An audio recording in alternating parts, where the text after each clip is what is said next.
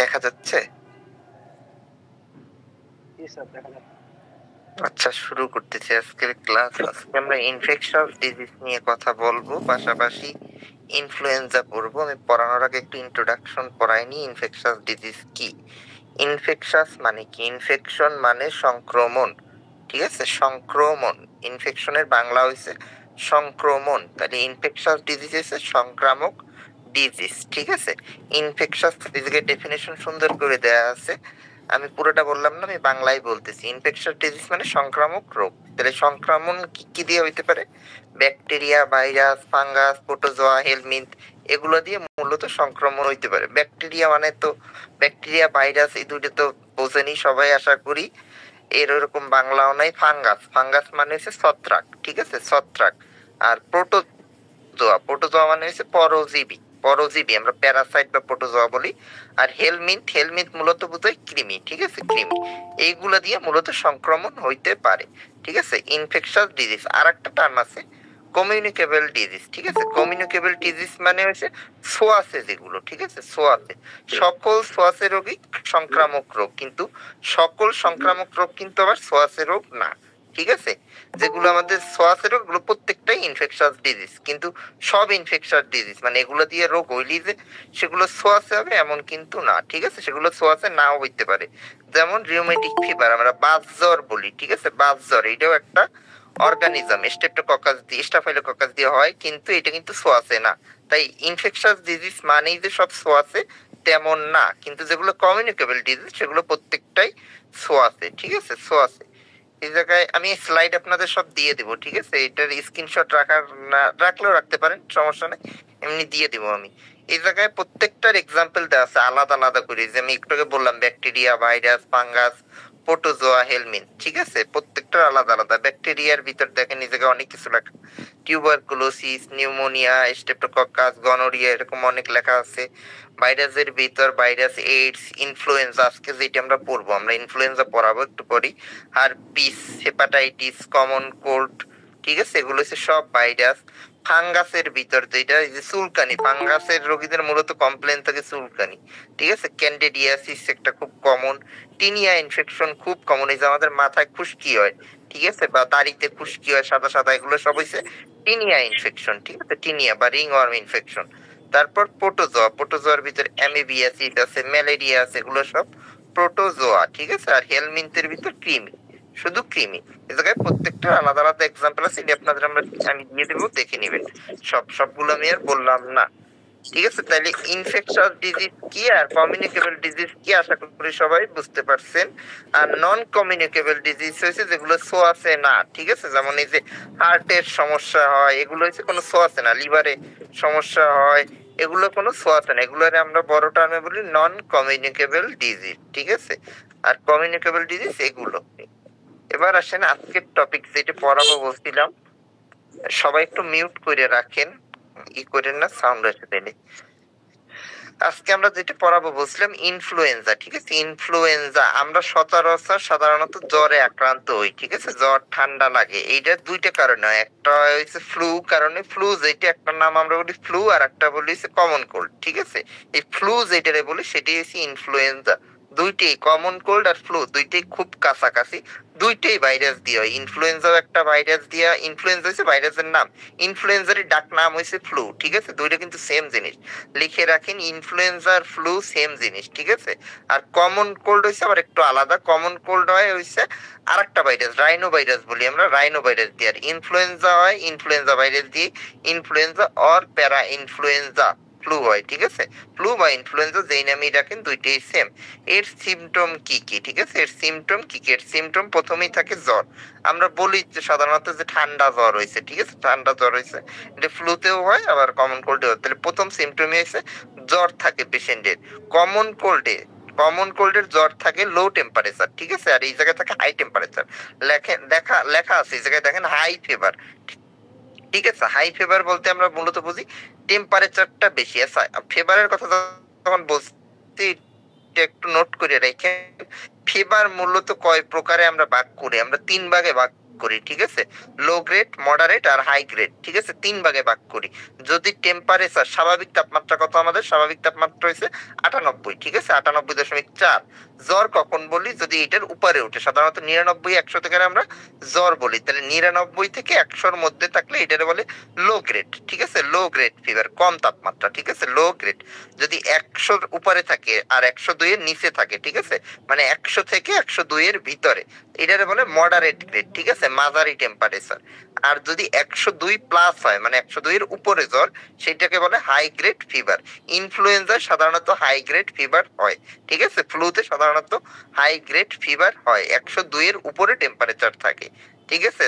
তাহলে 3টা গ্রেড জ্বরের কিন্তু, ঠিক আছে? লো গ্রেড বলি আমরা 99 থেকে 100, 100 থেকে 102 এর মধ্যে থাকলে মডারেট গ্রেড, আর 102 প্লাস থাকলে আমরা বলি হইছে হাই গ্রেড, অতিরিক্ত টেম্পারেচার, ঠিক আছে? অতিরিক্ত টেম্পারেচার।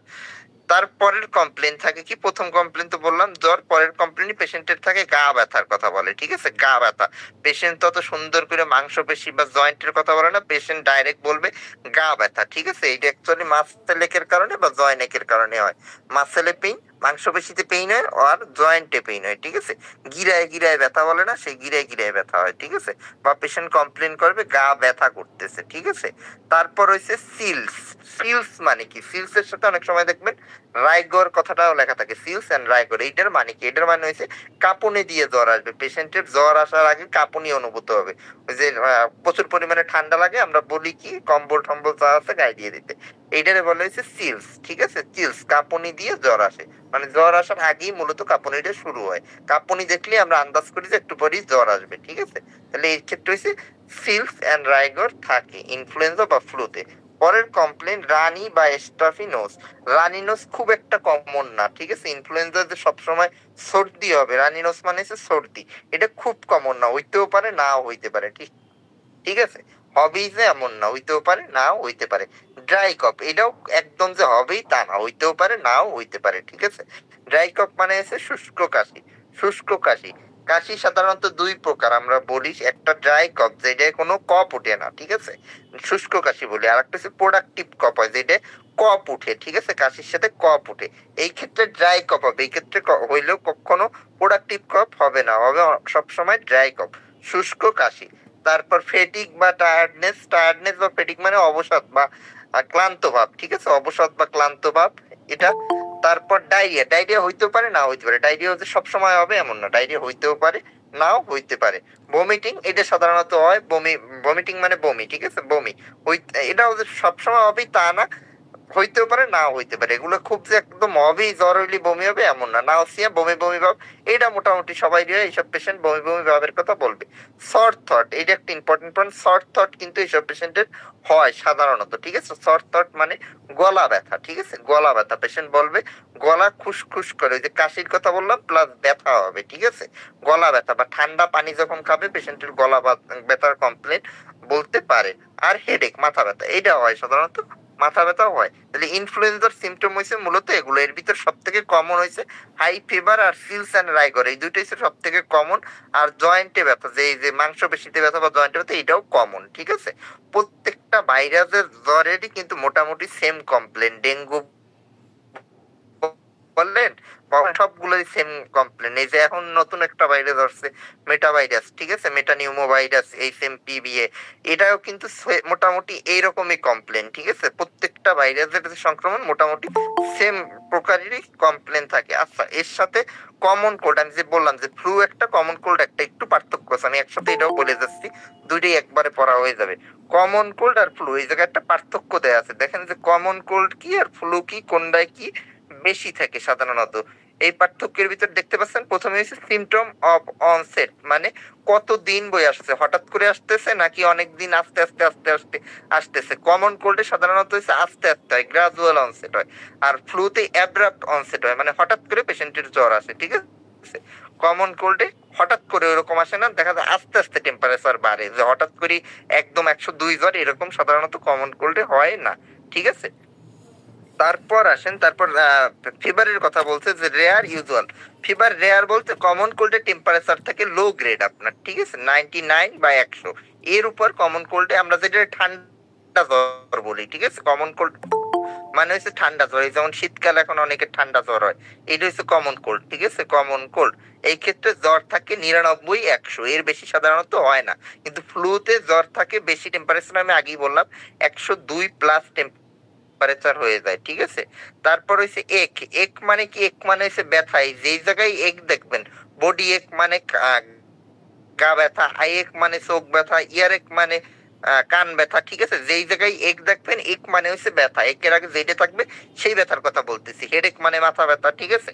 তাহলে এক মানে হচ্ছে ব্যথা। এক হইছে সাধারণত আমাদের ফ্লুতে থাকে। আমি একটু আগেই বললাম, পেশেন্ট কমপ্লেন করে যে জয়েন্টে ব্যথা বা মাংসপেশিতে ব্যথা, এইসব ব্যথার কথা সাধারণত কমপ্লেন করে। কিন্তু কমন কোল্ড, এই যে সাধারণ ঠান্ডা জ্বরে কোনো এক থাকে না, ঠিক আছে, এতে কোনো ব্যথা ট্যাথার কমপ্লেন এরকম পেশেন্ট করে না। তারপর চিল, এই যে কাঁপুনি দিয়ে জ্বর আসার কথা, এটাও ফ্লুতে কমন। কিন্তু কমন কোল্ডে কোনো কাঁপুনি দিয়ে জ্বর আসে না। আগেই বলছি যে জ্বরই থাকে না 99, 100, এই জায়গায় কাঁপুনির কোনো কথা আসে না। উইকনেস, ঠিক আছে, উইকনেস মোটামুটি দুইটাই কমন। পেশেন্টের জ্বর হইলে উইক লাগবে, এটা একদম স্বাভাবিক, ঠিক আছে। জ্বর হইলেই পেশেন্ট উইকনেসের কমপ্লেইন করবে। তারপর আসেন স্নেজিং। স্নেজিং মানে কি? স্নেজিং মানে হচ্ছে হাসি আর সর্দি, ঠিক আছে। সর্দি মানে হচ্ছে রানি নোজ, আর স্নেজিং মানে হচ্ছে হাসি। কমন কোল্ডে এই দুইটাই কমন, ঠিক আছে। সর্দি, হাসি, কাশি, এই তিনটা কমন কোল্ডের হচ্ছে মেইন সিমটম, ঠিক আছে। কমন কোল্ডের সাধারণ ঠান্ডা জ্বরের মেইন সিমটমই সর্দি, হাসি, কাশি। কিন্তু ফ্লুতে এগুলো অতিরিক্ত কমন না, অত কমন না, হইতেও পারে, না হওয়ার সম্ভাবনাই বেশি, ঠিক আছে, বেশি। কফের ক্ষেত্রে কফ দুইটার ক্ষেত্রেই হইতে পারে, কমন কোল্ডে হইতে পারে, ওইটা হইতে পারে, এটা নিয়ে অতই নেই। হেডেক, হেডেক কমন কোল্ডে সাধারণত হয় না, ঠিক আছে। এই যে সাধারণ সর্দি জ্বরে সাধারণত মাথা ব্যথার কমপ্লেন করে না, কিন্তু ফ্লু হইলে কিন্তু মাথা ব্যথার কথা বলবে, ঠিক আছে, মাথা ব্যথার কথা বলবে। তাহলে দুইটার ক্ষেত্রেই হচ্ছে এই সিমটম গুলো দিয়ে দিব। এটা আমি দেখে নিবেন আবার, যদি আবার নাইলে লেকচারও দেখে নিবেন। দুইটা আমরা এইভাবে আলাদা করি। আচ্ছা, আলাদা করতেই হবে এমন কি কোনো কথা আছে? আলাদা যে করতে হবে এমন কোনো কথা নাই। ট্রিটমেন্ট আমরা দুইটার ক্ষেত্রেই মোটামুটি সেম দিই, ঠিক আছে। ট্রিটমেন্ট কিন্তু কোনোটার ক্ষেত্রে যে খুব একটা ডিফারেন্স হয় তা না। ট্রিটমেন্ট আমরা কমন কোল্ডেও যা দিই, ফ্লুতেও সেম, হুবহু প্রায় সেমই ট্রিটমেন্ট হয়, যার সিমটোমেটিক ট্রিটমেন্ট হয়। এই ক্ষেত্রে এক্সাক্ট কোনো আমাদের ট্রিটমেন্ট নাই। ভাইরাস দিয়ে দুইটাই হয়, ভাইরাস দিয়ে আমি প্রথমেই বলছি, কমন কোল্ড হয় রাইনো ভাইরাস দিয়ে, আর ফ্লু হয় ইনফ্লুয়েঞ্জা, প্যারা ইনফ্লুয়েঞ্জা ভাইরাস দিয়ে। ভাইরাস দিয়ে দুনিয়ার যে রোগী হোক কোনো এক্সাক্ট ট্রিটমেন্ট আমরা দিতে পারি না, কারণ অ্যান্টিভাইরাল ইফেক্টিভ না এই ক্ষেত্রে, ঠিক আছে। আমাদের যেমন অ্যান্টিবায়োটিক, ব্যাকটেরিয়া হইলে অ্যান্টিবায়োটিকের আমরা করছি 5 দিন 7 দিনের, খেলেই ঠিক হয়ে যায়। কিন্তু ভাইরাস দিয়ে হইলে আমাদের ওইরকম কোনো বা অ্যান্টিভাইরাল ড্রাগ যেগুলো, ওগুলো ইউজফুল না, দিলে যে কাজ করবে তেমন না। এই জন্য আমরা ভাইরাস সব ডিজিজে আমরা সিমটোমেটিক ট্রিটমেন্ট দিই, যা যা সিমটম হবে আমরা জাস্ট তারই ট্রিটমেন্ট দিব, ঠিক আছে। এবার আসেন ইনভেস্টিগেশন কি করব, ঠিক আছে। ইনভেস্টিগেশন মানে কি? পরীক্ষা। কি কি পরীক্ষা করব? সাধারণত এইসব পেশেন্টদের আমরা কোনো পরীক্ষা করাই না, কিন্তু করানোর দরকার পড়লে কি কি পরীক্ষা করানো যায় আমি বলে দিচ্ছি। প্রথমেই 1 নম্বরেই আমরা করাই সিবিসি, ঠিক আছে, complete blood count. Complete blood count এটা ম্যান্ডেটরি। সাধারণত যে পেশেন্টই আসুক আমরা সিবিসি সবার আগে করতে দিই। সিবিসি করতে দিলে এই ইনফ্লুয়েঞ্জা আর কমন কোল্ড যাই হোক, এতে আমরা কি সেন্স পাবো? মূলত আমরা সেন্স পাবো হয়েছে ইএসআর এর সেন্স পাবো, ঠিক আছে, ইএসআর এর সেন্স পাবো। ইএসআর নরমাল হয়েছে 0 থেকে 20, 0 থেকে 20, 20-এর উপরে উঠলে আমরা সাধারণত আস্তে আস্তে অ্যাবনর্মাল বলি, ঠিক আছে। 0 থেকে 20 হয়েছে নরমাল। তাহলে ইএসআর আমরা এই ক্ষেত্রে সেন্স পাবো, যেহেতু ইনফেকশন আছে ইএসআরটা পেশেন্টের একটু বেশি থাকবে, 30, 40, 50 এরকম থাকতে পারে। আর কি সেন্স পাবো? ডাব্লিউবিসি কাউন্টে সেন্স পাবো, ঠিক আছে। White blood cell, white blood cell স্বাভাবিক কতটা থাকে? স্বাভাবিক থাকে 4000 থেকে 11000। দেখা যাবে জ্বরের যদি 2-3 দিন হয়ে যায় তাহলে ডাব্লিউবিসি কাউন্টটা আস্তে আস্তে বাড়ে, ঠিক আছে, বাড়ে। প্রথম দিকে কিন্তু বাড়ে না, প্রথম দিকে অল্প বাড়ে, পরের দিকে বাড়ে। তাহলে এই ক্ষেত্রে ডাব্লিউবিসি কাউন্টে 11000+ হওয়ার সম্ভাবনা থাকে, ঠিক আছে। সাধারণত 10,000-এর উপরে উঠলেই আমরা মনে করি যে ইনফেকশন আছে বডিতে, ঠিক আছে, ইনফেকশন আছে। তাহলে এই ক্ষেত্রে ডাব্লিউবিসি কাউন্টটা বাড়বে। আর ডাব্লিউবিসির ভিতর 5টা ডিফারেন্সিয়াল কাউন্ট আছে। আগের দিন আমি বলছিলাম যে কি কি, neutrophil, lymphocyte, eosinophil, monocyte, basophil. এই ক্ষেত্রে যেহেতু ভাইরাস দেওয়া হয়, ভাইরাসে সবসময় লিম্ফোসাইট কাউন্ট বাড়ে, ঠিক আছে, লিম্ফোসাইট কাউন্ট বাড়ে। তাহলে আমরা লিম্ফোসাইট কাউন্ট যদি দেখি নরমালি থাকে হচ্ছে 20 থেকে 40, কিন্তু এই সব জ্বর হলে দেখবেন লিম্ফোসাইট কাউন্টটা একটু বেশি বাড়তির দিকে, ঠিক আছে, 50 বা 60 এরকম। ডেঙ্গুতে অনেক সময় 75-80 উঠে যায়, ডেঙ্গু কিন্তু ভাইরাস দিয়ে হয়, ঠিক আছে। লিম্ফোসাইট কাউন্টও এই ক্ষেত্রে আমরা বাড়তি পাবো। তাহলে প্রথম টেস্ট কি? সিবিসি। সিবিসিতে আমরা এইসব ফাইন্ডিং পাইতে পারি। এরপর আসেন, এরপর আর কি করতে পারি? এরপর যদি আমরা একদম এক্সাক্ট ডায়াগনোসিস করতে চাই, সাধারণত আমরা করি না এক্সাক্ট ডায়াগনোসিস, এইসব ক্ষেত্রে আমরা করার দরকার মনে করি না। কিন্তু যদি দরকার মনে করি যে করতেই হবে, তাহলে কি করতে পারি? তাহলে পিসিআর করতে পারি, ঠিক আছে? পিসিআর, আর প্রথমেই আছে দেখেন ভাইরাল কালচারের কথা দেওয়া আছে। ভাইরাল কালচার সব থেকে ভালো টেস্ট, কিন্তু ভাইরাল কালচার করতে অনেক টাইম লাগে, প্রায় 3 সপ্তাহের মতো, ঠিক আছে? 21 দিন। তাই এত সময় আমাদের হাতে নাই, তাহলে পেশেন্টের ভুগতে হবে অনেক। তাই ভাইরাল কালচার এখন আর কেউ করে না, এটা টোটালি বাদ হয়ে গেছে, ঠিক আছে? আমরা এখন করতে পারি আরটিপিসিআর, ওই যেমন করোনার সময় করা হয়েছিল আরটিপিসিআর, সেই আরটিপিসিআর আমরা করতে পারি। আরটিপিসিআর করে কেমনে? ওই যে নাক দিয়া আর নেজোফেরিংস, ঠিক আছে, আর ওরোফেরিংস মুখের ভিতর দিয়া, গলা থেকে, ঠিক আছে, নাক থেকে আর গলা থেকে স্যাম্পল কালেক্ট করা হয়, তারপরে এটা মেশিনে দেওয়া হয়। এটারে বলে আরটিপিসিআর, ঠিক আছে, reverse transcriptase polymerase chain reaction. পুরো নাম মনে রাখতে হবে না, খালি আরটিপিসিআর মনে রাখলে হবে। এই আরটিপিসিআর আমরা করে এক্সাক্ট ডায়াগনোসিস করতে পারি যে এটা ইনফ্লুয়েঞ্জা, ঠিক আছে? বা যদি রাইনো ভাইরাস দেখতে চাই তাহলে সেটাও করতে পারি। করোনার সময় যেমন করোনা ভাইরাস, সেটাও আমরা করতে পারি। তাইলে আমরা আরটিপিসিআর এটা সব থেকে এখন ভালো যদি এক্সাক্ট ডায়াগনোসিস করতে চাই। এছাড়া আর কি করতে পারি? এলাইজা করতে পারি। এলাইজায় আমরা সাধারণত অ্যান্টিবডি টেস্ট করি, অ্যান্টিবডি দেখি আছে কিনা, এই ক্ষেত্রেও করা যায়, কিন্তু এইটা হাই সেন্সিটিভ না, ঠিক আছে? পিসিআর এর মতো এলাইজা অত সেন্সিটিভ না। তাহলে এই পরীক্ষাগুলো করতে পারি, কিন্তু আমরা কি সাধারণত কোনো পরীক্ষা করি না। আমি আগেই বলে দিছি, জ্বরের ক্ষেত্রে, এইসব জ্বরের ক্ষেত্রে আমরা সাধারণত অত পরীক্ষা কিছু করি না, করলে হাইস্ট একটা সিবিসি করি, ঠিক আছে? সিবিসি করি। এবার আসেন ট্রিটমেন্টে। ট্রিটমেন্টে আমরা কি করব? আমি আগেই বলছি যে সিমটোমেটিক ট্রিটমেন্ট করব আর কিছু উপদেশ দেবো। এই ক্ষেত্রে এক্সাক্ট কোনো ট্রিটমেন্ট নাই। যেমন টাইফয়েড হলে আমরা একদম অ্যান্টিবায়োটিক দিয়ে দিই, তাহলে এই ক্ষেত্রে কি অ্যান্টিবায়োটিক দিব না? দিব না, এটা হইছে ভাইরাস দিয়ে। অ্যান্টিবায়োটিক কি দিব বলেন, আপনারা বলেন, অ্যান্টিবায়োটিকের কি রোল আছে কোনো?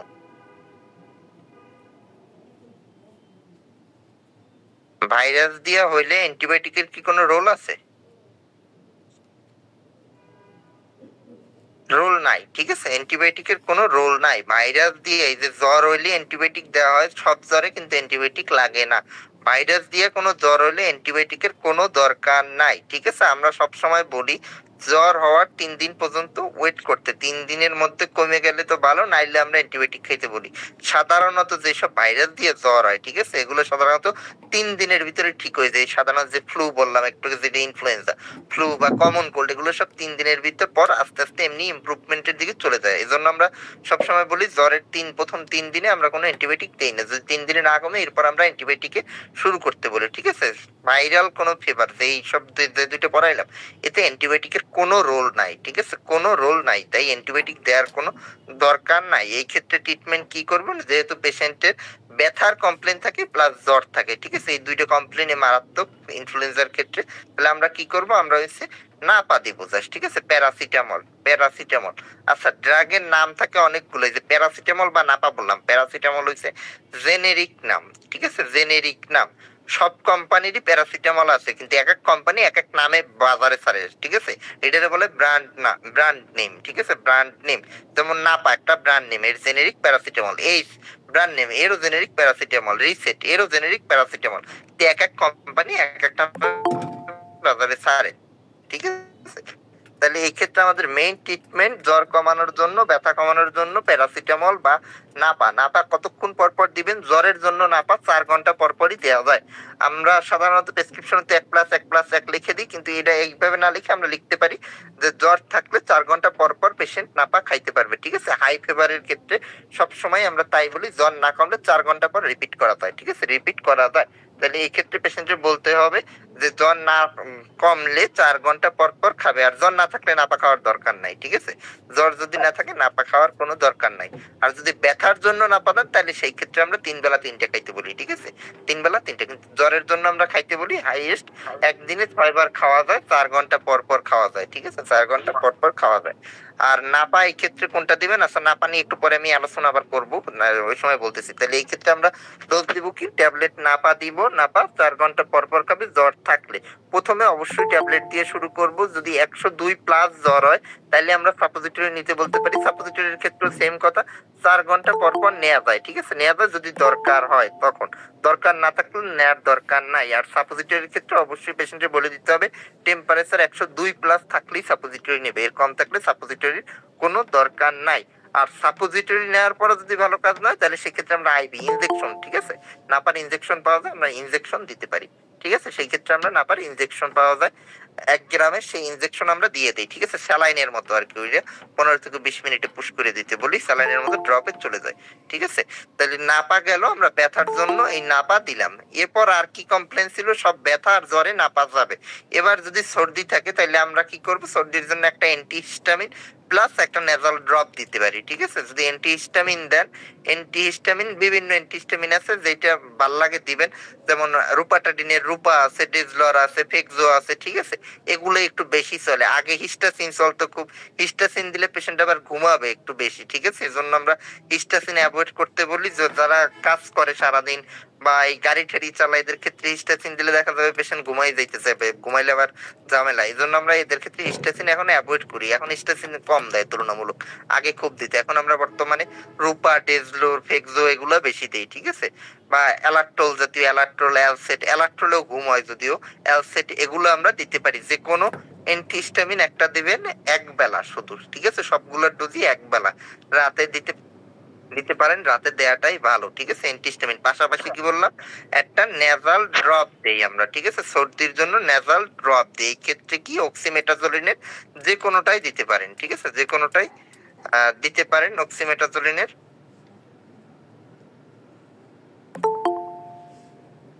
অক্সিমেটাজোলিনের যে কোনোটাই দিতে পারেন।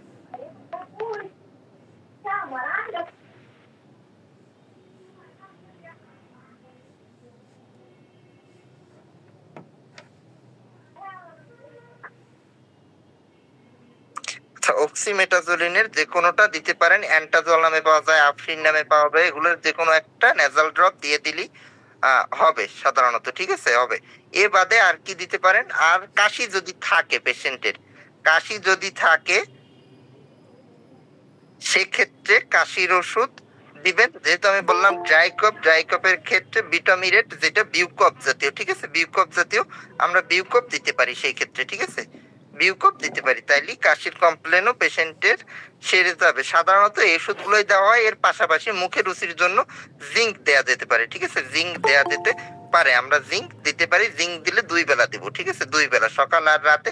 জিঙ্ক সাধারণত 7 দিন থেকে 14 দিনের জন্য দেয়। জিঙ্ক কেন দেয় এই ক্ষেত্রে, জিঙ্ক সাধারণত দেয় এইসব জ্বরের পেশেন্টের হয়েছে ক্ষুধা মন্দা তৈরি হয়, ঠিক আছে, খেতে চায় না ঠিক মতো, মুখের রুচি থাকে না, এই জন্য আমরা এই জন্য একটা জিঙ্ক দিয়ে দিই, ঠিক আছে, জিঙ্ক দিই। এ বাদে আর অন্য কোনো ওষুধের দরকার নেই। এই ক্ষেত্রে অনেকে ডমপেরিডন দিতে পারেন, যে ক্ষুধা মন্দায় ডমপেরিডন দেয়া যায় কিনা, দেয়া যায়, কিন্তু যদি ডায়রিয়ার কমপ্লেন থাকে পেশেন্টের, ঠিক আছে, ডায়রিয়ার কমপ্লেন থাকলে কিন্তু ডমপেরিডন দেয়া যাবে না, ঠিক আছে, ডমপেরিডন দেয়া এক্ষেত্রে যাবে না। তাই ডমপেরিডন দেওয়ার আগে অবশ্যই খেয়াল রাখতে হবে যে পেশেন্টের কোনো ডায়রিয়ার কমপ্লেন আছে কিনা, ঠিক আছে। ডায়রিয়ার কমপ্লেন থাকলে ডমপেরিডন দেওয়া যাবে না, এটা কিন্তু আরো বাড়ায়। আর গ্যাস্ট্রিকের ওষুধ লাগবে কিনা, সাধারণত যেসব ওষুধের নাম বললাম এর একটা সাথেও গ্যাস্ট্রিকের ওষুধের কোনো দরকার নাই, শুধু শুধু গ্যাস্ট্রিকের ওষুধ খাওয়ানোর কোনো দরকার নাই। কিন্তু পেশেন্ট যদি নিজে নিজে খেতে চায় বা নিজে নিজে চায় তাহলে দিতে পারেন, ঠিক আছে, দিলে কোনো সমস্যা নাই। কিন্তু দেয়ার এমনি কোনো ইন্ডিকেশন নাই যে এর সাথে গ্যাস্ট্রিক ওষুধ লাগবে, এমন কোনো কথা নাই। এর ট্রিটমেন্ট মোটামুটি এই, প্লাস পেশেন্টকে আমরা কিছু উপদেশ দিই, পানি বেশি খাইতে বলি, ঠিক আছে, পানি বেশি পরিমাণে খাইতে বলি। বেশি বলতে আবার অতিরিক্ত বেশি না, পর্যাপ্ত পরিমাণে, ঠিক আছে, পর্যাপ্ত পরিমাণে খাইতে বলি। আর কি আর হইছে, জ্বর বেশি উঠলে আমরা গা মোছাই দিতে বলি, ঠিক আছে, ট্যাপিড ওয়াটার স্পঞ্জ যেটারে বলে, স্পঞ্জ করে দাও, আমরা সেই গা মোছাই দিতে বলি। মোটামুটি এই হচ্ছে টোটাল ট্রিটমেন্ট প্ল্যান। এর বাইরে আর কিছুই দরকার নাই। এবার আমি একটু নাপা নিয়ে কথা বলি। আগে বলতে চাইছিলাম নাপা, নাপা কোনটা দিবেন পেশেন্টের। নাপার তো অনেকগুলা ভেরিয়েন্ট পাওয়া যায়, নাপা 500 পাওয়া যায়, নাপা এক্সটেন্ড পাওয়া যায়, নাপা এক্সট্রা পাওয়া যায়, নাপা 1 পাওয়া যায়, নাপা ডল পাওয়া যায়, ঠিক আছে, অনেকগুলা নাপা। নাপার ক্ষেত্রে পেশেন্টের কোনটা চয়েস করবেন। আচ্ছা, নাপা কোনটা কেন বানাইছে, নাপা প্রথমেই ছিল শুধু 500 প্লেন নাপা আমরা যেটারে বলি, ঠিক আছে। সাধারণত আমরা সবকিছুতেই আগে প্লেন নাপাই দিতাম। প্লেন নাপার পর আমরা আস্তে আস্তে অন্যগুলোও আবিষ্কার হয়েছে, যেমন নাপা এক্সট্রা আবিষ্কার হয়েছে, নাপা এক্সটেন্ড আবিষ্কার হয়েছে, 1 আবিষ্কার হয়েছে। নাপা এক্সট্রা কি, নাপা এক্সট্রার ভিতর নামই আছে এক্সট্রা, এই জন্য একটা এক্সট্রা সাবস্টেন্স আছে, কি আছে, ক্যাফেইন আছে, ঠিক আছে, ক্যাফেইন আছে। ক্যাফেইন মূলত ব্যথা কমায়, যে কোন এই যে আমাদের মাথা ব্যথা জাতীয় যেগুলো, ক্যাফেইনের কাজ দিয়েছে এই ব্যথাগুলো কমানো, ঠিক আছে। তাহলে নাপা এক্সট্রা হয়েছে, এই মাথা ব্যথা রিলেটেড কাজে যদি নাপা এক্সট্রা দেন এটা খুব ভালো কাজ করে। আর নাপা তো জ্বর কমায়, সব নাপাই জ্বর কমায়, ঠিক আছে। তারপর কি, তারপর হচ্ছে নাপা র্যাপিড। ঠিক আছে, নাপা র্যাপিড আর একটা নাপা এক্সটেন্ড। নাপা র্যাপিডেও 500 এমজি আছে, একটু বেশি নেই। প্লেন নাপায়ও 500, নাপা র্যাপিডেও 500। খালি তফাৎটা কি, নাপা র্যাপিড হচ্ছে র্যাপিড ফর্মুলেশনে করা, এটা হচ্ছে কাজ খুব তাড়াতাড়ি করবে। প্লেন নাপা যে জায়গায় কাজ করতে টাইম লাগবে আধা ঘন্টা, নাপা র্যাপিড সেই জায়গায় 5 মিনিটের ভিতর কাজ করবে, এই জন্য নাপা র্যাপিড নাম হয়েছে। ঠিক আছে, এটার ফর্মুলেশনটা জাস্ট চেঞ্জ করে র্যাপিড ফর্মুলেশনে করে দিছে, যাতে কাজটা খুব তাড়াতাড়ি করে। তাইলে এবার যদি আপনার খুব তাড়াতাড়ি কারো জ্বর কমাইতে দরকার হয়, সেক্ষেত্রে আমরা নাপা র্যাপিড পেশেন্টে প্রয়োগ করব, তাইলে ভালো রেজাল্ট পাবো। ঠিক আছে, আবার নাপা র্যাপিড মানে ধরেন একবারই জ্বর উঠলো পেশেন্টের, তার জ্বরটা আপনি তাড়াতাড়ি কমাইতে চাচ্ছেন, ঠিক আছে, সেই ক্ষেত্রে আমরা নাপা র্যাপিড দিয়ে দিই। তারপর আসেন নাপা এক্সটেন্ড। এই ক্ষেত্রে হচ্ছে এক্সটেন্ড ফর্মুলেশনে বানাইছে। এক্সটেন্ড মানে কি, অনেকক্ষণ। ঠিক আছে, অনেকক্ষণ। তাহলে যাদের কন্টিনিউয়াস ফিভার থাকে, ঠিক আছে, কন্টিনিউয়াস ফিভার কি জিনিস, যাদের জ্বর কমতে চায় না, একটানা জ্বর থাকে প্রায় 5-7 ঘন্টা, তাদের ক্ষেত্রে এই র্যাপিড দিলে তো আর কাজ করবে না, কারণ র্যাপিডের কাজ তো বললাম যে একদম অল্প টাইম, 5 মিনিটের ভিতরে কাজ করে শেষ ওর কাজ। কিন্তু যাদের কন্টিনিউয়াস ফিভার, একটানা জ্বর থাকে, তাদের তো এই র্যাপিড দিয়েও লাভ হবে না, আমার প্লেন নাপা দিয়েও খুব একটা আমার খুব কাজ হয় না। এই জন্য তাদের ক্ষেত্রে নাপা এক্সটেন্ড দিলে খুব ভালো কাজ করে। কারণ পেশেন্টের যেহেতু কন্টিনিউয়াস ফিভার, আপনার অনেকক্ষণ ধরে জ্বর, তাহলে এমন ওষুধ দিতে হবে যেটা অনেকক্ষণ ধরে কাজ করবে। সেই ক্ষেত্রে এইসব পেশেন্টদের ক্ষেত্রে নাপা এক্সটেন্ড আমরা দিতে পারি। ঠিক আছে, আর নাপা এক্সটেন্ডে একটু আবার ফর্মুলেশনও বড়, 500 না, এই ক্ষেত্রে 665। তাহলে যাদের ওয়েট বেশি তাদের ক্ষেত্রে আমরা নাপা এক্সটেন্ড দিতে পারি। মানে ধরেন একটা রোগীর ওয়েট 50 কেজি আর একটা রোগীর ওয়েট 70 কেজি, তাহলে 70 কেজির জন্য অবশ্যই রোগীরে একটু বেশি পরিমাণে দিতে হয়, সেই ক্ষেত্রে আমরা নাপা এক্সটেন্ড প্রয়োগ করতে পারি। ঠিক আছে, নাপা এক্সটেন্ড প্রয়োগ করতে পারি। আর লাস্টে আর একটা আছে নাপা ওয়ান। নাপা ওয়ান হয়েছে যাদের ওয়েট আরো বেশি, যেমন 100 কেজি, 110 কেজি, এদের ক্ষেত্রে আমাদের নাপা 500 দিলে কোনো কাজ হবে না, তাদের ক্ষেত্রে সবসময় নাপা ওয়ানই দিতে হবে। ঠিক আছে, তাদের ক্ষেত্রে সবসময় নাপা ওয়ান দিতে হবে। নাপা ওয়ান মানে 1000, আমাদের নাপা 500 এমজি, 500 এমজি আগে 2টা খাইতে বলতাম, এখন আর 2টা খাওয়ার দরকার নেই, এখন নাপা ওয়ান নামেই পাওয়া যায়। ঠিক আছে, 1000 মিলিগ্রাম। তাহলে তাদের ক্ষেত্রে আমরা দিই 1000 মিলিগ্রাম। প্লাস নাপা ওয়ানের আর একটা কাজ আছে, ব্যথার জন্য যদি নাপা ইউজ করেন, জ্বরের জন্য না, ব্যথা, ধরেন অন্য কোনো ব্যথা, হাঁটু ব্যথা, গা ব্যথা, এইসব কারণে যদি ব্যথার ওষুধ ইউজ করতে চান, ঠিক আছে, সেই ক্ষেত্রে আমরা নাপা ওয়ান দিব। সেই ক্ষেত্রে নাপা 500 দিয়ে খুব একটা লাভ হয় না, 500 দিয়ে সাধারণত ব্যথা খুব একটা কমানো যায় না, সেই ক্ষেত্রে আমাদের দিতে হবে নাপা ওয়ান। ঠিক আছে, নাপা ওয়ান ব্যথা কমানোর জন্য। আর নাপা ডল, যেটা নাপা ডলে আলাদা করে অ্যানাডল মানে ট্রামাডল থাকে। ঠিক আছে, ট্রামাডল থাকে, ওইটা ব্যথার ওষুধ, ওইটা জ্বরের ওষুধ না। নাপাডল হচ্ছে এক প্রকারের ব্যথার ওষুধ। ঠিক আছে, ব্যথার ওষুধ, ওইটা ব্যথার জন্যই জাস্ট ইউজ হয়, জ্বরের জন্য কোনো ইন্ডিকেশন নাই। এই হয়েছে টোটাল নাপার ব্যাপারটা। ঠিক আছে, কারে কোনটা দিবেন আশা করি বুঝতে পারছেন। আপনাদের কোশ্চেন থাকলে এবার বলতে পারেন, যা পড়াইলাম কিছু বুঝতে অসুবিধা বা অন্য কোনো কোশ্চেন থাকলে করেন। স্যার আমি একটু বিষয় জানতে চাচ্ছিলাম, বিষয়টা হচ্ছে যে বলছেন যে পর্যাপ্ত পরিমাণ পানি একজন মানুষের জন্য দৈনিক কত পরিমাণ পানি পর্যাপ্ত? আচ্ছা, হ্যাঁ, ভালো কোশ্চেন করছেন, কত পরিমাণ পানি পর্যাপ্ত। ঠিক আছে, মানুষের কতটুকু পানি খাওয়া উচিত আমরা আইডিয়ালি, ঠিক আছে, আইডিয়াল মানে আদর্শ। ঠিক আছে, আদর্শ হইছে একটা মানুষের ওয়েট ধরি 60 থেকে 70 কেজি। ঠিক আছে, ওয়েটের সাথে কিন্তু সবকিছু খাবার হইতে শুরু করে পানি সবকিছুর একটা হিসাব আছে। তাহলে আমরা আইডিয়াল ওয়েট ধরি মানুষের 60 থেকে 70 কেজি। 60 থেকে 70 কেজি একটা মানুষের জন্য পানি কতটুকু পরিমাণে খাইতে হবে আমরা বলি 3 থেকে 4 লিটার। ঠিক আছে, 3 থেকে 4 লিটার হচ্ছে আদর্শ। এর বেশি 5 লিটার খাইলেও সমস্যা নাই, কিন্তু এর বেশি সাধারণত আমরা বলি না।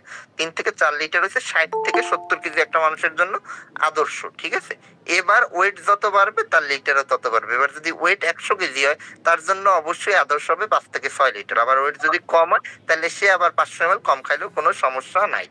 এই ক্ষেত্রে জ্বরের ক্ষেত্রে আমরা সবসময় পর্যাপ্ত পরিমাণই খাইতে বলি, কম খাইতে নিষেধ করি। বেশি একটু খাইলে সমস্যা নাই। আবার আমি বলার সময় বললাম যে বেশি, অতিরিক্ত বেশি না। অতিরিক্ত বেশি বলতে এখন যদি পেশেন্ট 10-12 লিটার খায়, তাইলেও আবার সমস্যা। ঠিক আছে, তাইলে আবার কিডনির উপর প্রেশার পড়বে। জি স্যার, ধন্যবাদ।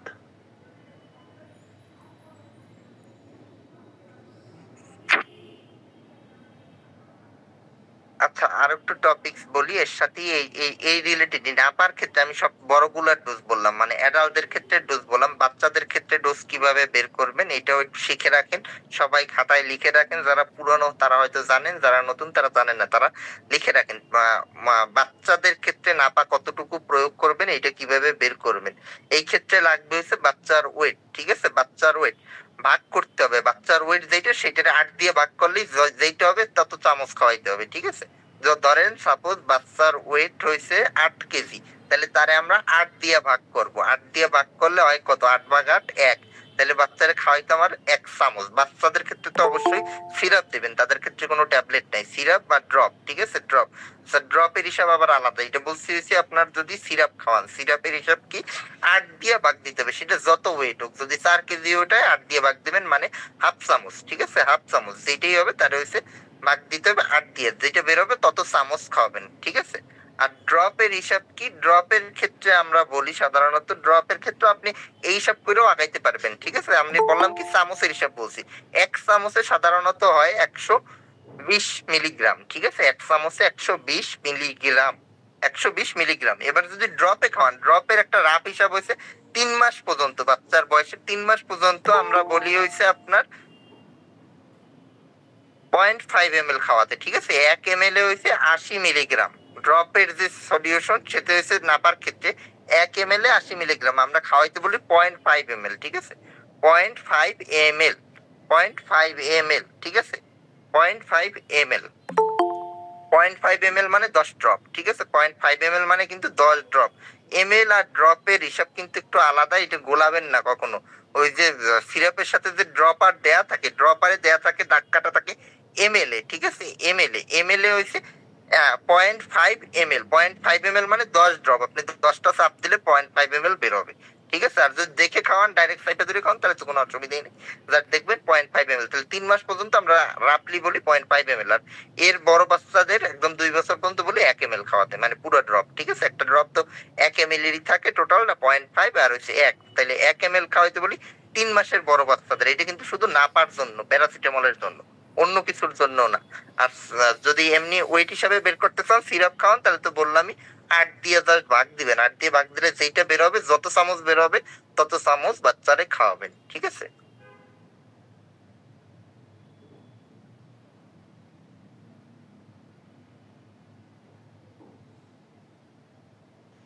আর কোনো কোশ্চেন আছে? হ্যাঁ বলেন। ড্রপের ক্ষেত্রে বিষয়টা ড্রপের ক্ষেত্রে আপনার বললাম কি প্যারাসিটামল যদি আমরা বাচ্চাদের ড্রপ দিই, একদম ছোট বাচ্চা যারা 2 মাস 3 মাস বয়স, তাদের তো আমরা সিরাপও দিলে তাদের ড্রপ দিই। তাদের ক্ষেত্রে ডোজটা কেমন হবে? তাদের ক্ষেত্রে 0.5 ml ডোজ হবে, ঠিক আছে? ড্রপার যে থাকে, ড্রপারের 0.5 ml, ঠিক আছে? নাপার 0.5 ml, 0.5 ml মানে 10 ড্রপ। আপনি যদি একটা সিঙ্গেল করে চাপ দেন তাহলে 10 বার চাপতে হবে। আর ওই জায়গায় দাগ কাটা থাকে ড্রপারে, যদি দাগ কাটা দিয়ে দেখেন তাহলে হচ্ছে 0.5 ml খাওয়াবেন, ঠিক আছে? 0.5 ml মানে কিন্তু 5 ড্রপ না, 0.5 ml মানে হয়েছে 10 ড্রপ, ঠিক আছে? 2 ড্রপে হয় 0.1 ml, 0.1 ml। তাই যদি দেখে খাওয়ান তাহলে একদম দেখে খাওয়াবেন 0.5 ml নিয়ে। আর যদি ড্রপ দিয়ে খাওয়ান, না দেখে খাওয়ান, তাহলে হচ্ছে 10টা ড্রপ দিতে হবে, ঠিক আছে? সিঙ্গেল 10 বার চাপ দিতে হবে, তাইলে যতটা হবে সেইটা হবে 0.5 ml। আর 3 মাসের বড় বাচ্চা যারা 3 মাস প্লাস হয়ে গেলে, 3 মাসের পর থেকে একদম 2 বছর পর্যন্ত আমরা বলি 1 ml খাওয়াতে, 1 ml, ঠিক আছে? বুঝতে পারছেন এবার? স্যার ওই যে ড্রপ দিয়ে যে ফোঁটা ফোঁটা পরে ওই আর 10 ফোঁটা বলছেন না? হ্যাঁ হ্যাঁ হ্যাঁ 10 ফোঁটা, 10 ফোঁটা। আচ্ছা ঠিক আছে, এইবার ক্লিয়ার হয়েছে স্যার। আচ্ছা ঠিক আছে।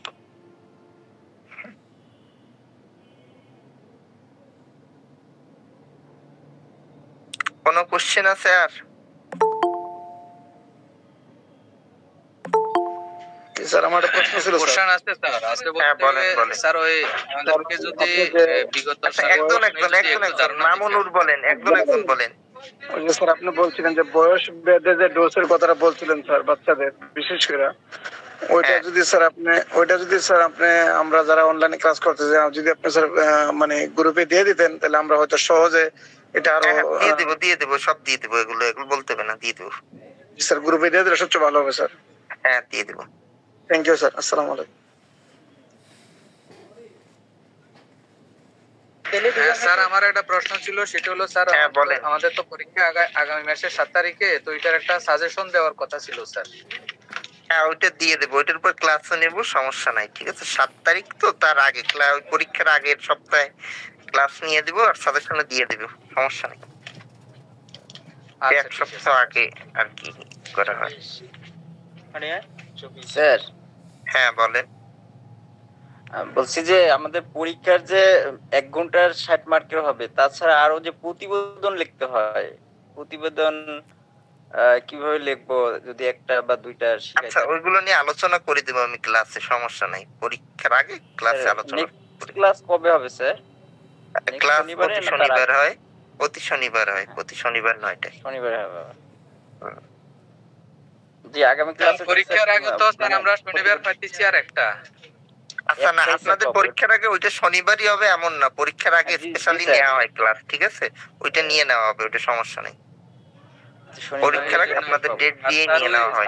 সাজেশনের একটা পিডিএফ ফাইল দিব বলছেন? হ্যাঁ ওইটাই সাজেশন সলভ করে দেব, সমস্যা নাই, সমস্যা নেই। আচ্ছা ঠিক আছে। আর স্যার ওই পিডিএফ ফাইলটা দিয়ে না কি স্যার? আর পিডিএফ ফাইলটা স্যার পিডিএফ ফাইলটা একটু দিয়ে দিবেন আজকে। হ্যাঁ হ্যাঁ দিয়ে দেব, শামীম ভাই দিয়ে দেবেন, পাঠাই দেব, অনেক সমস্যা নেই। যেহেতু আমরা পরীক্ষা, যদি আমাদের সব ভাইয়েরা বলতেছে পিডিএফ ফাইলটা দেওয়ার জন্য, আমার মনে হয় স্যার যদি আমরা এই সাজেশনটা পাই তাহলে মনে হয় আমাদেরও ভালো হবে, আমাদের প্রতিষ্ঠানও ভালো হবে। শামীম ভাই দিয়ে দিবে, শামীম ভাইয়ের কাছে আছে, দিয়ে দিবে, সমস্যা নেই। আপনি বলে দেন স্যার গ্রুপে দিয়ে দেওয়ার জন্য। হ্যাঁ ঠিক আছে। আর কোনো কোশ্চেন আছে আজকের টপিকস এর মধ্যে থাকলে বলেন। আচ্ছা কোশ্চেন না থাকলে আর একটু বলি, জ্বর নিয়ে কথা বলছি যেহেতু, জ্বরের সাথে পালসের একটা সম্পর্ক আছে। পালস মানে কি? পালস হাতে দেখি আমরা নারীর গতি। ঠিক আছে ডেঙ্গুটা একটু স্যার বুঝাই দিন স্যার। আর ডেঙ্গুর ক্লাস নিব, পরে নিব।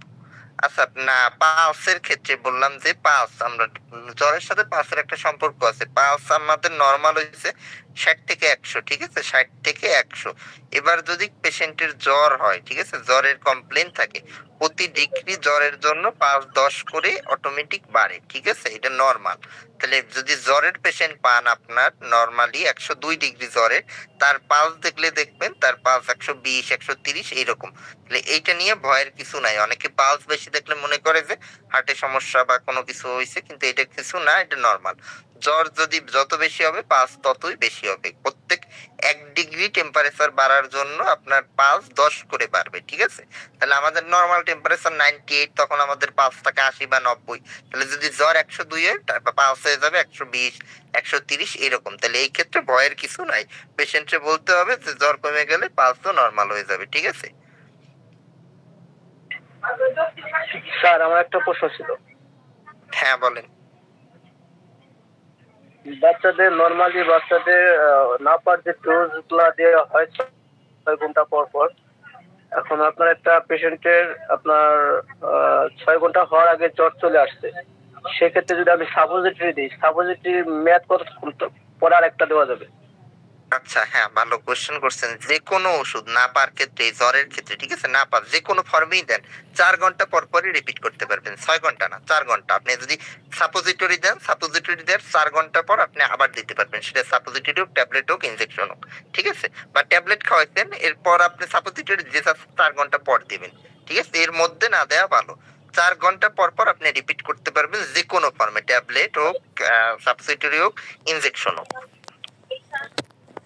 সেক্ষেত্রে আমি সাপোজিটরি দেওয়ার পর যদি জ্বরের 2 ঘন্টা পরে যদি আবার মানে ইয়া হয়, মানে জ্বরটা যদি আবার বেড়ে যায়, সেক্ষেত্রে কি আমার ইয়া খাইতে হবে, সিরাপ খাইতে হবে? না সিরাপ না, আপনি সাপোজিটরি আবার দিতে পারবেন, কিন্তু 4 ঘন্টা পর, 2 ঘন্টা পর দিতে পারবেন না। সাপোজিটরি নেয়ার 4 ঘন্টা পর আপনি আবার সাপোজিটরি দিতে পারবেন যদি জ্বর অতিরিক্ত পরিমাণে হয়। ঠিক আছে সিরাপ দিতে হবে এমন, সাপোজিটরি অবশ্যই দিতে পারবেন, সমস্যা নাই যাতে কোনো। নাপার ক্ষেত্রে আমি বলি একটু, নাপার ক্ষেত্রে আপনি একদিনে টোটাল 6 বার দিতে পারবেন। ঠিক আছে বড়দের ক্ষেত্রে হচ্ছে 6 গ্রাম, মানে একদম 6000 মিলিগ্রাম। আর বাচ্চাদের ক্ষেত্রে তো এত না, বাচ্চাদের ক্ষেত্রে তো ডোজ আপনাদের আমি বললাম 0.5 ml করে দিই, আমরা পরিমাণে কম দিই। ঠিক আছে কিন্তু 6 বার দিতে পারবেন একদিনে সর্বোচ্চ। বাচ্চাদের ক্ষেত্রে আমরা 6 বার না বলে বলি 5 বার। ঠিক আছে অতবার না দেওয়া ভালো, কিন্তু বড়দের ক্ষেত্রে একদম 6 বার দিতে পারবেন একদিনে, কোনো সমস্যা নাই তাতে। স্যার সাপোজিটর এবং মুখে খাওয়ার ওষুধ দুটোকে একসঙ্গে দেওয়া যেতে পারে? বুঝিনি, কি দুইটা একবারে? স্যার সাপোজিটর এবং স্যার মুখে খাওয়ার ওষুধ মানে দুইটা কি মানে একসঙ্গে ব্যবহার করা যায়? একসঙ্গে বলতে কি একবারে খাওয়াইতে পারবেন না। ধরেন আপনি 8টায় খাওয়াবেন, যে কোনো একটা খাওয়াবেন, সাপোজিটরি দিবেন বা মুখে খাওয়াবেন। এবার 12টার সময় জ্বর কমে নাই, তাহলে সেই সময় আপনি যে কোনো একটা ইউজ করতে পারবেন, দুইটা একবারে ইউজ করতে পারবেন না। ঠিক আছে, হয় সাপোজিটরি নয় ট্যাবলেট। কিন্তু ওই 8টায় ট্যাবলেট খাওয়াইছেন, 12টায় সাপোজিটরি দেওয়া যাবে। আবার 8টায় সাপোজিটরি নিয়েছেন, 12টায় ট্যাবলেট বা সিরাপ খাওয়ানো যাবে। ঠিক আছে, এইভাবে ইউজ করা যাবে, কিন্তু দুইটা একসাথে একই টাইমে দেওয়া যাবে না।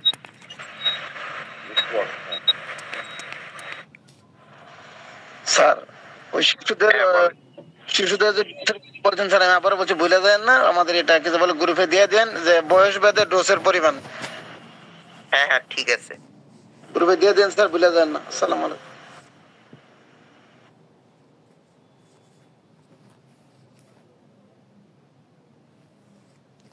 বোধহয় কারো কোশ্চেন নাই, তাইলে আজকের ক্লাস শেষ করতেছি। ঠিক আছে স্যার, ডেঙ্গুটা যদি একটু বলতেন। স্যার ডেঙ্গুর ক্লাস আলাদা আজকে না, ডেঙ্গু আলাদা ক্লাস। স্যার আমার একটা কোশ্চেন ছিল স্যার। হ্যাঁ বলেন। স্যার কোশ্চেন ছিল মানে জ্বর যদি টানা থাকে, হ্যাঁ থাকার পর কি অ্যান্টিবায়োটিক দেওয়া, 3 দিনের পরে কি অ্যান্টিবায়োটিক দেওয়া যাবে? হ্যাঁ, আমরা বলি 3 দিন ওয়েট করতে। 3 দিন জ্বরের বয়স হয়ে গেলে অবশ্যই অ্যান্টিবায়োটিক শুরু করতে পারবেন, এই ক্ষেত্রে কোনো সমস্যা নাই। কিন্তু ভাইরাল ফিভার অনেক সময় 7 দিন 10 দিনও থাকে। ঠিক আছে, এখন যেহেতু আবার ডেঙ্গু আমাদের এক্সক্লুড করতে হবে। আপনার যদি মনে হয় যে জ্বরটা ডেঙ্গুর কারণে হয়েছে, আমরা তো টেস্ট দিই বা টেস্ট ছাড়াও সিমটম আছে, তাহলে সেই ক্ষেত্রে হয়েছে আমরা অ্যান্টিবায়োটিকটা দেই না। ঠিক আছে, কিন্তু এমনি যদি নর্মাল জ্বর হয়, আপনার গা ব্যথা নাই কিন্তু তীব্র জ্বর 3 দিন হয়ে গেছে, সেই ক্ষেত্রে অবশ্যই আমরা অ্যান্টিবায়োটিক শুরু করতে পারি। ঠিক আছে, শুরু করলে কোনো সমস্যা নাই। অ্যান্টিবায়োটিকের ক্ষেত্রে ফার্স্ট চয়েস অবশ্যই এজিথ্রোমাইসিন। ঠিক আছে, এজিথ্রোমাইসিনটা আমরা আগে দিই। ঠিক আছে, এজিথ্রোমাইসিনের ডোজ সিঙ্গেল ডোজ দিই 5 দিন পর পর। ঠিক আছে, পুরো ডোজ কমপ্লিট করতে হবে, মাঝখানে ছাড়া যাবে না। ডোজ টোটাল 5 দিন চলবে স্যার? 5 দিন চলবে, সিঙ্গেল একটা করে। ঠিক আছে, সকালে একটা করে 500 mg 5 দিন। ঠিক আছে, এটা হচ্ছে ডোজ। স্যার যখন অ্যান্টিবায়োটিক চলবে তখন কি মানে নাপা খাওয়া যাবে? নাপা? হ্যাঁ অবশ্যই অবশ্যই, নাপা তো চলবে, জ্বর যতক্ষণ নাপা অবশ্যই চলবে। ঠিক আছে, অ্যান্টিবায়োটিকের মানে অ্যান্টিবায়োটিক আপনার জ্বর কমাবে না, অ্যান্টিবায়োটিক হইছে আপনার ব্যাকটেরিয়া থাকলে সেটা মারবে। নাপা চলবে, নাপা নিয়ে কোনো সমস্যা নাই। ঠিক আছে, যতক্ষণ জ্বর থাকবে ততক্ষণ নাপা চলবে। ঠিক আছে, থ্যাংক ইউ।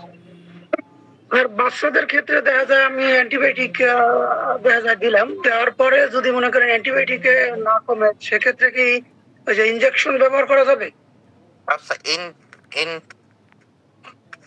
অ্যান্টিবায়োটিকেও না কমলে ইনজেকশন ব্যবহার করা যাবে কিনা? অবশ্যই যাবে, কিন্তু যদি অ্যান্টিবায়োটিকও না কমে সেই ক্ষেত্রে আমরা পরবর্তীতে ইনভেস্টিগেশন দিই। সাধারণত টাইফয়েড টাইপের যদি কিছু হয় তাইলে সেই অ্যান্টিবায়োটিক দেওয়ার পরও কমে না, সেই ক্ষেত্রে অবশ্যই টেস্ট করাইয়ে তারপর ফার্দার চিকিৎসা দিতে হবে। ঠিক আছে, আন্দাজে চিকিৎসা আমরা তখন আর দিতে পারবো না।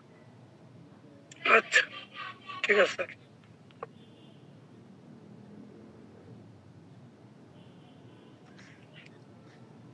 স্যার হ্যাঁ বলেন। আমি আজকে প্রায় 12 থেকে 15 দিনের মতন সর্দি এবং কি পুরা সারা শরীরে প্রচন্ড ব্যথা করতে আছিল, এমনকি জ্বরও আছে। এটার জন্য কি করা যায় স্যার? হালকা খুশখুশি কাশও আছে। আচ্ছা, এইটা তো ক্লাসের টপিকস না, আপনি আমারে পার্সোনালি নক দিয়েন, এইখানে এসব না বলে। ঠিক আছে, আমারে নক দিয়েন, তারপর বলে দেব। আচ্ছা, ক্লাস শেষ করতেছি। এটা তো ধরেন আমারও জ্বর আছে তো, ওই কারণে। স্যার ধন্যবাদ। আসসালামু আলাইকুম। আসসালামু আলাইকুম। স্যার